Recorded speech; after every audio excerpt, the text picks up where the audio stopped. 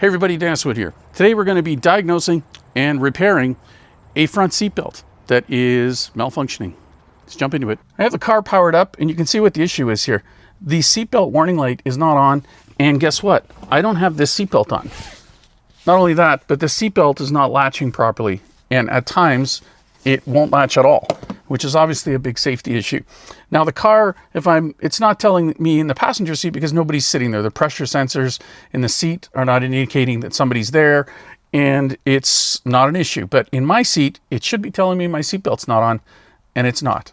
Now I've seen this issue before, and it's usually related to the sensor in the buckle. It's not indicating to the car that that buckle is closed. Right now it's actually showing, what it's showing is that the buckle is engaged, but it's not engaged. And that is a safety issue. So the good news is sometimes you don't have to replace the part. Sometimes you can fix it. So let's have a look. Now, if you have a look at the seatbelt assembly, you'll see that it's kind of tucked in usually here, tight to the console. It has a torque spec. It's very hard to do that with the wrench. You could conceivably do this without removing the seat, but removing the seat in this Nissan LEAF is just 4 bolts. It's super easy. But before we do that, we are going to power off the car before we disconnect or touch anything. But what we want to do here is we want to advance this seat all the way up. And we also want to remove the 4 bolts. There are 4 bolts. There's a bolt here and there's a bolt here. Now you can see with the seat all the way back, I have access to those 2 front seat bolts, and there's 2 at the back as well. That's the 2 bolts. I've already removed those. You can see the seat's all the way up. Again, I need to do this before I disconnect the battery. So we're going to put the seat all the way up to the front. And the other thing we're going to do is we're going to move the seat all the way up, and we're going to advance it all the way forward. And that why we're doing this will become obvious in a minute. The other thing you want to do is lower the headrest all the way down. Most of these headrests have a release on the side here. You just press and push down. Now, before we disconnect these 2 battery terminals, there is a proper procedure to shut down the car, and that namely is to get in the car, turn it off, turn it on, and then turn it off, and then wait for 5 minutes. That lets the car go to sleep. On this Nissan LEAF, you'll hear some clicking from the relay box and fuse box here. You'll hear some other noises from the motor for about, again, up to 5 minutes. So you want to wait until that period has elapsed before you disconnect. In many cars, in the good old days, you would just connect one of the terminals, the positive, leave the negative. With this particular car, having had some issue with telematics and resets, I would remove both battery terminals, and I've already loosened them off. It's a 10mm wrench on most cars. So we're going to loosen off the negative, and we're going to loosen off the positive, and we're going to set those out of the way so they cannot touch. Now we're ready to work on the car. While you're in here, I usually like to grab my battery post cleaner, give that a clean the inside of these clamps as well. Might as well while you're in here, and just wipe that off. I like to use a little dielectric grease on the terminal. Just put a bit on your finger. That just keeps corrosion at bay. And that's our 12-volt procedure ready to hook back up when we are done. Let's get back in the car. Now I'm going to use a small pail here as a support. And the nice thing about doing this is that we don't have to remove the whole seat from the car to do this. It's really just replacing the 4 bolts. I'm going to open the driver's side door there so I have a bit room. The reason I've raised the seat up and moved it forward is so I can literally tilt it out the opening. And I'm just going to use this pail to prop it. Why? Because that will expose our seatbelt attachment, which you'll see. And this way we don't have to disconnect what's under the seat. The seatbelt connection, the seatbelt bolt is just hiding right here. But it's just a nut, which is 18mm. And that is sitting over that bolt. We'll get another shot of that. I'll move the camera around so you can see that. And then this connector, which I've got back probed already to test, is just going to slide out on the side of the seat. I will move the camera so we can see that. Oh, that's a bit of a better angle so we can see the connector here. And it's just to release that, you're just going to press this little tab on top. You just press down with your finger. This will slide right out, and there is, in this particular case, a little anchor spot on the side of the seat that just keeps this thing from flopping around, or this harness. So it's easy to release. And again, that's going to be sitting there, and you're just going to remove with an 18mm wrench this here. So that's going to remove the seatbelt mechanism, or the buckle rather, and safely remove the harness so we can go have a look inside and possibly repair it. Okay, we're here at the bench. We're going to do a little post-mortem here and run a few tests on this thing. Just to mention, these are the bolts that I removed from the seat. A 16mm socket seems to work just perfectly. I wouldn't mess with this Torx head because there's a good chance you'll just strip it out. I do happen to have the right size, but just use the 16mm. That's the seat nut that came off, 18mm. Given how easy it is to remove the 4 bolts, disconnect the battery, I really think it's quicker to just remove this and have a look rather than trying to do anything in the car where you're going to be stuck kind of looking down in the dark and you're going to be trying to get something out that might have fallen in. Now in this particular case, I had actually ordered a new seatbelt, and one of the things that I would advise you is to have a quick look at this, or if you do order a new one, make sure that you can take it back. This Nissan buckle with the harness wasn't too expensive. It was about $112. So you could order it. If they will let you return it, then return it. We're just going to run a few checks. But first things first, you're going to see that there's a switch inside of here. And what we want to do is grab a multimeter, if you've got one, and we're going to check for continuity. And the way this switch works is that when the seatbelt is not latched in, the little switch inside we're going to have a look at in a sec is actually conducting.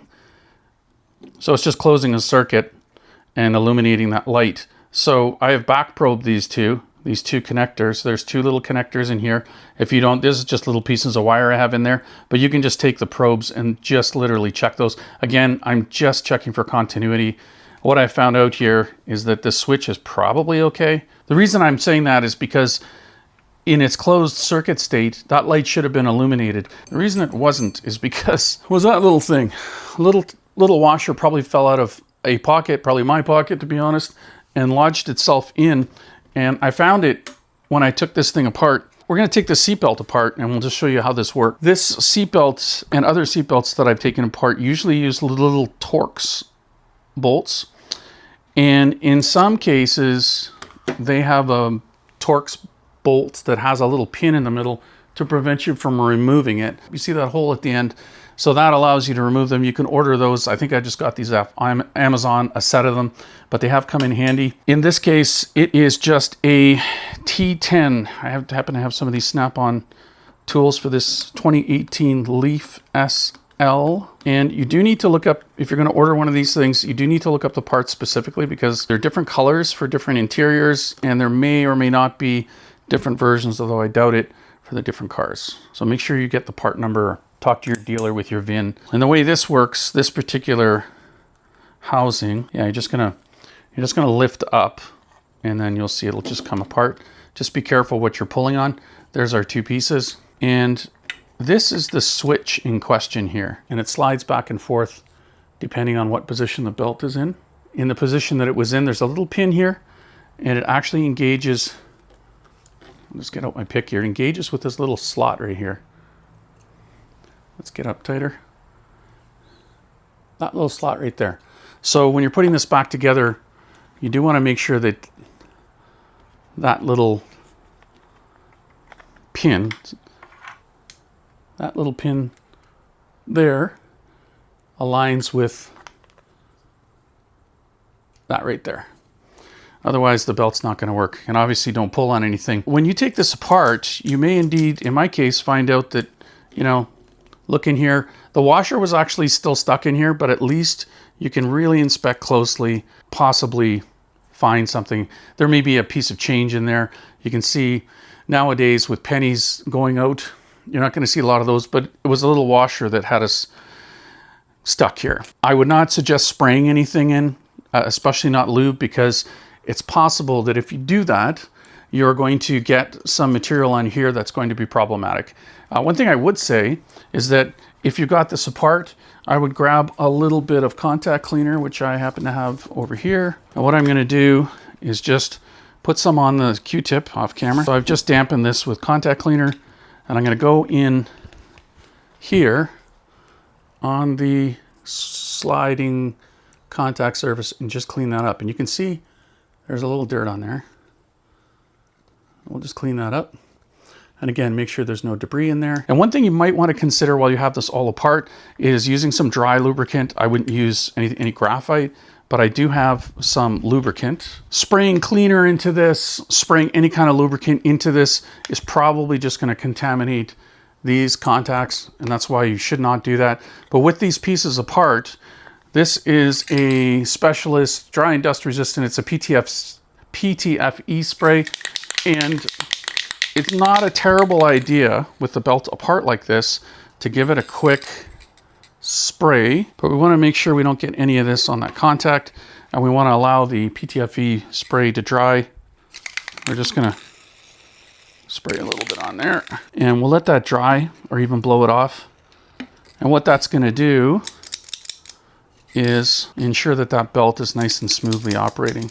Before we put it back together, we're going to let that dry. And just in case we got anything on those contacts, we'll give those a quick clean again. We can do a quick test here because I have our back probes on here. Now, to demonstrate how this switch actually works and to confirm that it's actually working properly as it slides back and forth, I just have my multimeter here set in continuity mode, which means that it'll just make a noise when there's a connection. And if I slide this switch, so that is with the seatbelt off, and that's obviously with the seatbelt on. So you can kind of confirm that that switch is doing what it's supposed to do with a quick test like that. So we know everything's good. We're going to put this back together and get the car back in business. Now you can see this PTFE spray I applied is nice and dry. I would not put this together until you're sure that there's no wet spray left on there. So we need to make very sure that that little black piece that slides back and forth with the belt is engaged with the little pin on the switch. But you can see as I push the buckle, hopefully, this white piece right here is moving. Okay, so that tells you that you have it engaged, and we can go ahead and assemble this. And you can see there's some pins here that engage. So just tilt that together and snap it down. That's good to go. We'll just put those screws back in. We're just going into plastic, so we're not going to over tighten those. I just wanted to point out there's some wear marks here. It's not so bad here, but there's wear here. So this is a good time to apply a little bit of lithium grease to these surfaces before you reassemble this buckle. With our seat propped up, we're going to make sure that we get this aligned correctly. This would be backwards with the press upside down to the driver. So just make sure that the words here would read correctly for the driver and you'll be good. For these types of connectors, I noticed that the factory seat bolts have Loctite on them. I would just put a little Loctite blue, not much. We're going to torque this to 36 foot-pounds. I have my torque wrench ready to roll. We're going to go to 36 foot-pounds on this. That's 36. And this can only go one way, but there is a little tab here. It might be a little hard to see. Yeah, so there is a little plastic tab here, and there is a slot in the back of the connector. So you want to make sure that you've got that inserted, rotated if you need to. I know it's probably all dark, yeah. And it kind of snaps into place. And that's that, it's connected. We're at 36 and we're good to go. You can see there's no chance of this getting tangled and it's nice and secure. So we are good to go. That moves like it should. Next step. This is a good time to vacuum before you get everything down. And these seats can be quite heavy, so if you need help, get some help. Now we're just going to position this back in its spot. Now we're going to go ahead and put Loctite on these bolts again. They did have Loctite from the factory. Just going to put a bit, this is the liquid stuff. And we're going to get all 4 bolts started. And we're going to do the rest powered up. So I'm going to go ahead and connect that 12 volt battery so we can continue. Hang tight. We have the 12 volt power hooked up so we can actually move the seat, which is a good thing. Okay, I'll just make sure that that's seated properly. I think that these ones we're going to tighten to 30 foot-pounds, which is the spec. Doesn't seem like a lot, but that's what it is. That's 30.